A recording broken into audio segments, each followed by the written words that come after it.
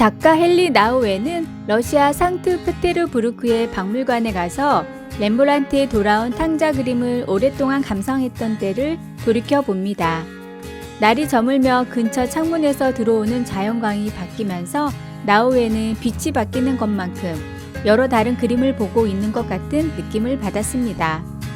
달리 보이는 그림 하나하나는 망가진 아들에 대한 아버지의 사랑을 서로 다르게 보여주는 듯 했습니다.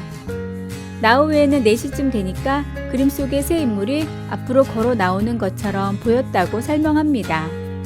그중 한 사람은 탕자인 동생이 집에 돌아오자 극진히 환대한 아버지의 붕괴한 큰 아들이었습니다. 어쨌든 동생은 상당히 많은 집안 재산을 낭비함으로써 가족을 내내 고통과 곤란한 상황에 처하게 만들지 않았던가요? 다른 두 인물을 보며 나우에는 예수님이 비유를 들어 말씀하실 때 그 자리에 있었던 종교 지도자들이 생각났습니다. 그들은 예수님에게로 다가왔던 죄인들에 대해서 뒤에서 이러쿵저러쿵 수군거렸던 사람들이었습니다. 나우에는 그림 속의 모든 인물들에게서 자기 자신의 모습을 보았습니다.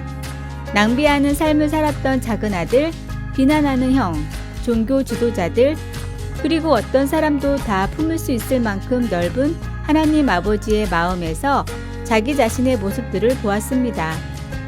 우리는 어떻습니까? 렘브란트의 그림 어느 부분에서 우리 자신을 볼 수 있습니까? 어떤 면에서는 예수님이 하신 모든 이야기는 우리 자신에 관한 것입니다. 예수님이 하신 이야기와 렘브란트의 그림에서 우리는 어떻게 우리를 다시 돌아볼 수 있을까요?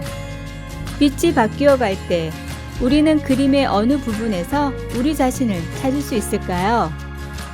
말씀. 수군거려 이르되 이 사람이 죄인을 영접하고 음식을 같이 먹는다 하더라. 누가복음 15장 2절. 찬송 525장. 돌아와 돌아와. 기도. 하나님 아버지, 아버지께서 저를 얼마나 사랑하시는지 제 모습을 볼 수 있게 도와주소서. 아멘. 아래의 빨간색 구독 글자를 누르시어 더 많은 전도의 열매를 맺으시길 기도합니다. 미국의 강철회사 사장 카네기가 후계자를 임명한다고 하자 전 세계의 관심이 그쪽으로 쏠렸습니다. 회사 중역들 중에는 두뇌가 탁월한 사람이 많았지만 정작 카네기가 지명한 후계자는 쉬브라는 사람이었습니다. 카네기의 발표는 모든 사람들을 깜짝 놀라게 했습니다. 카네기가 후계자로 임명한 쉬브는 겨우 초등학교밖에 졸업하지 못한 사람이었기 때문입니다. 쉬브는 처음에 그 회사에 청소부로 들어왔습니다. 그는 정원만 쓸어도 되는데 공장 안까지 말끔하게 청소를 하곤 했습니다. 그런 그의 성실함이 윗사람의 눈에 띄어 카네기의 비서가 되었던 것입니다. 그는 메모지와 펜을 들고 카네기를 그림자처럼 따라다녔습니다.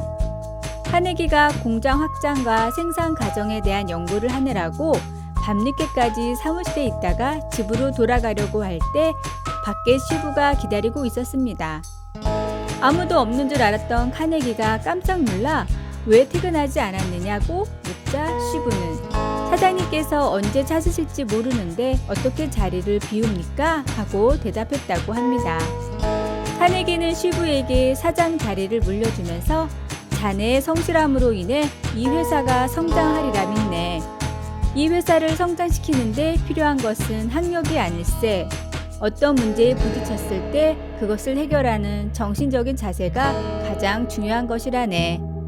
자네에게 지식과 충고가 필요하면 박사, 석사학위를 가진 사람을 채용하면 되니 그 점은 염려 말게 라고 말했습니다.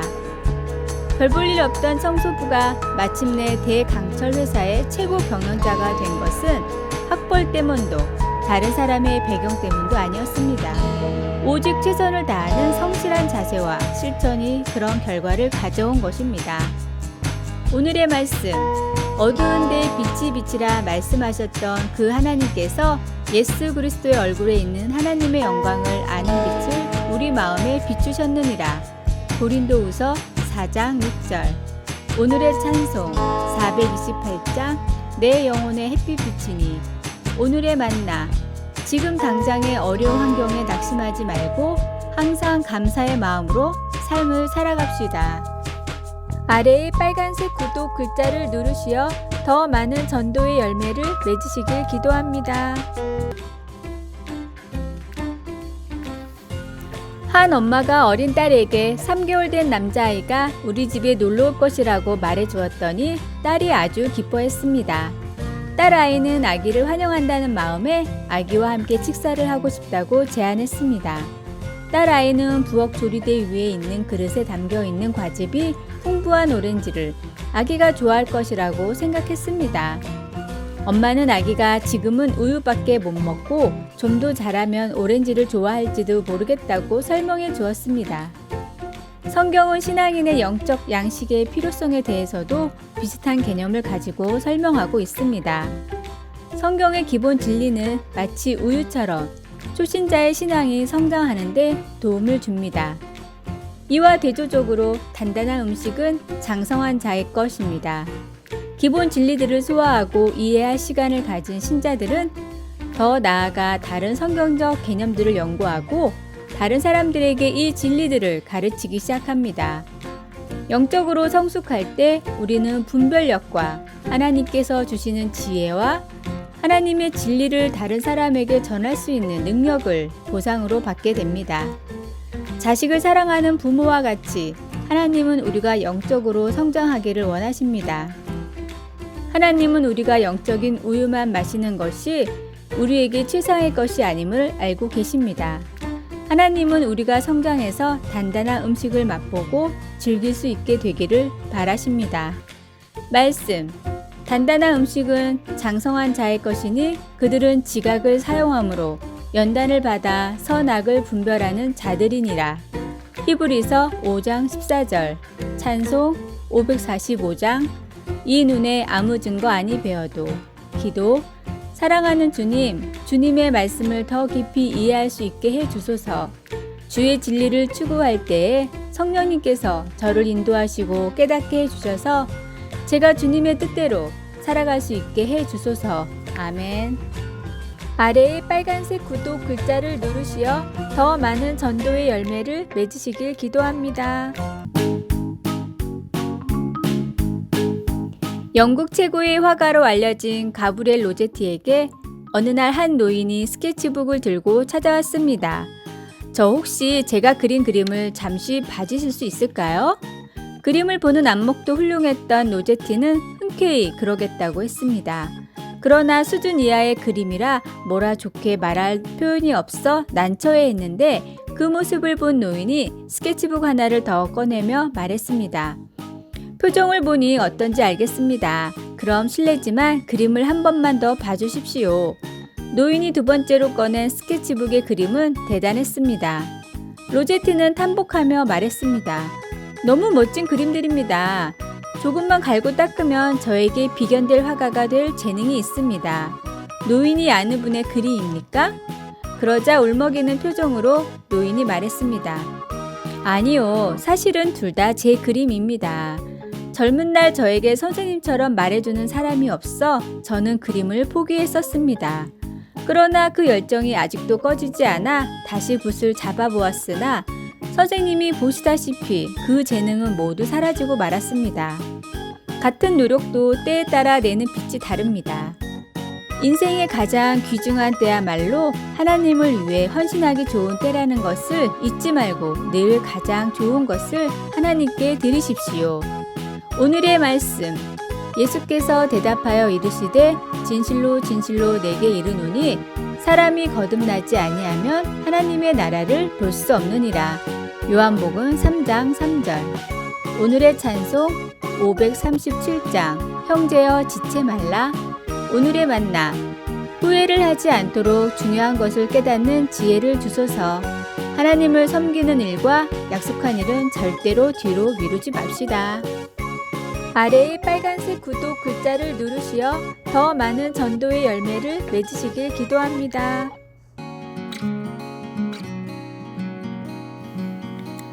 전설적인 작곡가 주세페 베르디가 젊었을 때 인정받고 싶은 열망이 그를 성공으로 이끌어 주었습니다. 워런 비어스비가 쓴 글입니다. 베르디가 피렌체에서 그의 첫 오페라를 발표할 때 그는 어두운 곳에 홀로 서서 관람객 중 한 사람 얼굴만 줄곧 바라보았습니다. 그 사람은 대가 로신이었습니다. 베르디에게는 홀 안의 사람들이 그에게 환호를 보내든 야유를 보내든 그것은 중요하지 않았습니다. 그가 원했던 것은 오로지 그 거장 음악가가 인정한다는 의미로 보여주는 미소뿐이었습니다. 우리는 누구의 인정을 받고 싶어 합니까? 부모님, 직장 상사, 사랑하는 사람? 바울에게는 오직 한 가지 답만 있었습니다.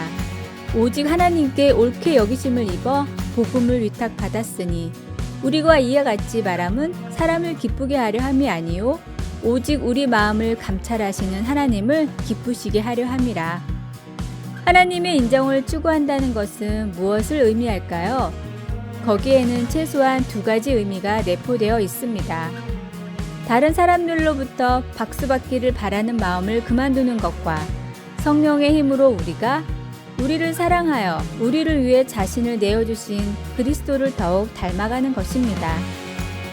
우리 안에서 우리를 통해 이루시는 하나님의 완벽한 목적에 우리를 내어줄 때 우리는 어느 날 가장 중요한 그분이 인정하시는 미소를 보게 될 것입니다. 당신은 누구의 인정을 구하고 있으며 그 인정을 확증하는 것이 왜 그렇게 중요합니까? 하나님께서 인정해 주는 것이 어떻게 훨씬 더 만족스러울까요? 말씀. 사람을 기쁘게 하려 함이 아니요 오직 우리 마음을 감찰하시는 하나님을 기쁘시게 하려 함이라. 데살로니가 전서 2장 4절. 찬송 516장. 옳은 길 따르라 의의 길을. 기도.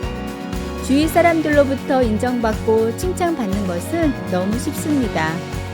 우리 눈을 들어 우리를 가장 잘 아시고 가장 사랑하시는 아버지를 보게 하소서. 아멘. 아래의 빨간색 구독 글자를 누르시어 더 많은 전도의 열매를 맺으시길 기도합니다.